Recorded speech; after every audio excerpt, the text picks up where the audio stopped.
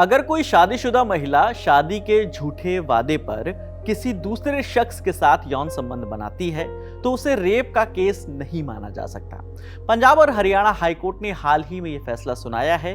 Justice Shalini Singh Nagpal ने इस मामले में एक व्यक्ति को बरी कर दिया, जिसे साल 2016 में रेप के आरोप में 9 साल की सजा सुनाई गई थी। पीड़ित महिला ने आरोप लगाया था कि उस व्यक्ति ने शादी का वादा करके उसके साथ शारीरिक संबंध बनाए थे। कोर्ट ने अपने फैसले में कहा कि एक शादीशुदा महिला का शादी के झूठे वादे पर किसी दूसरे के साथ संबंध बनाना सिर्फ अनैतिकता और व्यभिचार है। यह विवाह संस्था के प्रति लापरवाही है। इसे आईपीसी की धारा 90 के तहत तथ्य की गलत धारणा यानी मिसकंसेप्शन ऑफ फैक्ट के आधार पर बलात्कार नहीं माना जा सकता। इस दौरान कोर्ट ने इस बात पर जोर दिया कि शिकायत करने वाली महिला भोली भाली या नादान नहीं थी। वो 2 बच्चों की मां थी और आरोपी से 10 साल बड़ी थी। कोर्ट ने माना कि महिला पहले फैसलों के परिणामों को समझने के लिए पूरी तरह से बुद्धिमान थी, खासकर जब उसका विवाह चल रहा था यानी वो मैरिड लाइफ में थी।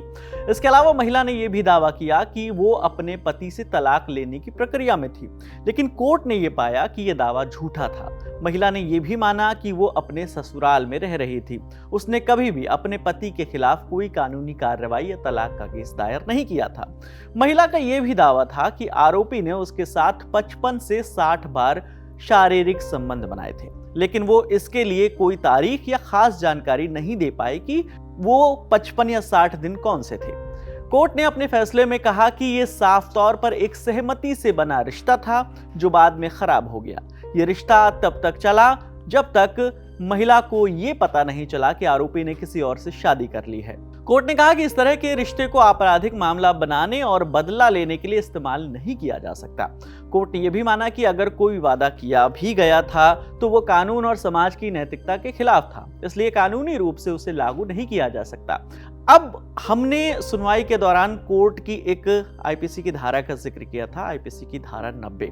वो क्या है उसके बारे में भी आपको बताते हैं। तो आईपीसी की धारा 90 में कंसेंट यानी सहमति की कानूनी परिभाषा बताई गई है। इसमें बताया गया है कि किन परिस्थितियों में दी गई सहमति को कानून की नजर में वैध सहमति यानी लीगल कंसेंट माना जाएगा।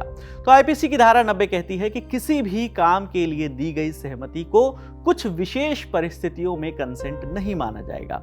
इसका उपयोग अक्सर ऐसे मामलों में होता है जहां कंसेंट धोखे या गलत जानकारी के आधार पर दी गई हो। धारा 90 के मुताबिक कंसेंट तब लीगल नहीं मानी जाएगी जब फियर ऑफ इंजरी यानी किसी को चोट पहुंचाने का डर दिखाया गया हो, मिसकंसेप्शन ऑफ फैक्ट यानी तथ्य की गलत धारणा हो, फिर नाबालिग की ओर से दी गई सहमति को लीगल सहमति नहीं माना जाता है, मानसिक रूप से अस्वस्थ व्यक्ति की सहमति को भी लीगल सहमति नहीं माना जाता, और साथ ही कोई व्यक्ति अगर नशे में धुत है और उस दौरान उसकी ओर से कोई सहमति दी गई है तो वो लीगल कंसेंट नहीं मानी जाएगी। इनमें मिसकंसेप्शन ऑफ फैक्ट यानी तथ्य की गलत धारणा सबसे ज्यादा शादी के झूठे वादे वाले मामलों में इस्तेमाल होता है। अगर कोई व्यक्ति किसी महिला से शादी का झूठा वादा करके शारीरिक संबंध बनाता है और फिर महिला उस वादे पर विश्वास करके कंसेंट देती है तो यह माना जा सकता है कि उसकी कंसेंट मिसकंसेप्शन ऑफ फैक्ट पर बेस्ड थी। कोर्ट के इस फैसले पर आप दर्शक क्या सोचते हैं, आप हमें कमेंट सेक्शन में जरूर बताइएगा। आपके लिए तमाम जानकारी जुटाई है हमारी साथी प्रगति चौरसिया ने। कैमरे के पीछे हमारे साथी प्रशांत है, मेरा नाम विकास वर्मा है। देखते रहिए दी लल्लन टॉप। शुक्रिया।